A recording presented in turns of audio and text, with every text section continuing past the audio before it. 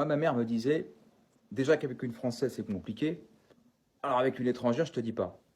Alors, c'est vrai que c'est un sujet intéressant parce que lorsqu'on veut réussir son couple, une relation sur le long terme, je parle de passer les 5 ans, 10 ans, avant tout est beau, tout est rose, hein. 1 an, 2 ans, il n'y a pas de problème, c'est magnifique, aucun problème.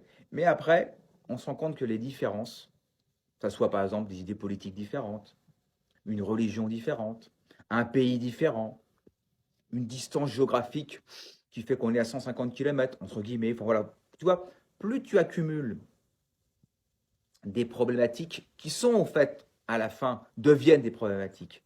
Au début, tout est rose. Mais après, à la fin, tu te rends compte que finalement, ça devient des problématiques. Parce qu'on n'est pas sur le même type de construction. Construction de pensée, construction dans la société.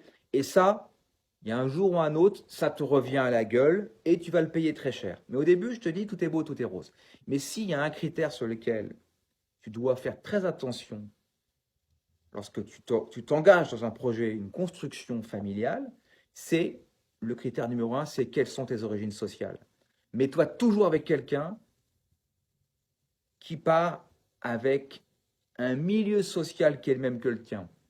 D'origine, je parle. Parce que l'origine, la construction d'une identité part sur ce que tu as vécu entre 0 et 16 ans. En gros, ta façon de penser, ta façon de percevoir l'humour, t'habiller, ta façon de te mouvoir, de penser le monde. Tout ça fait que, Bourdieu en parlait, hein, l'habitus, hein, ce qu'on appelle le capital social, c'est l'éducation.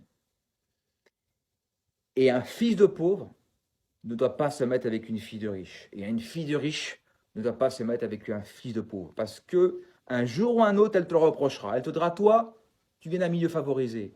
Donc, elle va commencer dans le ressentiment. Elle va te le reprocher. Et là, la spirale va commencer. Mais au début, tout va bien se passer. Hein, première année, aucun problème. Mais après, elle va te le reprocher. Et inversement, le fils de pauvre dira, mais toi, tu es une fille de riche. Bref, vous avez compris.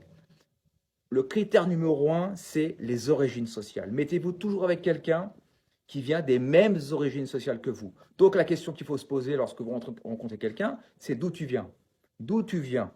Est-ce qu'on a vécu les mêmes choses? Est-ce qu'on a vécu les mêmes façons de penser, la même façon de rigoler, la même façon de percevoir l'humour? Ça, c'est très important. Surtout si tu veux passer les 5 ans ou les 10 ans. Mais avant, aucun problème. Moi, j'étais avec des filles qui étaient d'origine favorisée, d'autres plus modestes. Tout allait bien. Mais à partir de 2 ans, 3 ans, c'est là que les choses commencent à se gâter. Surtout si les origines sociales sont différentes. Donc méfie-toi. Le critère numéro un pour moi, lorsque tu veux choisir une femme, la femme de ta vie, c'est d'où tu viens et quelles sont tes origines sociales. On n'est pas loin de ce que évoquait Bourdieu, on n'a rien inventé. Hein. Mais n'oublie pas, si tu es un fils de pauvre, ne va jamais avec une fille de riche. Et si tu es une fille de riche, ne va jamais avec un fils de pauvre. Salut.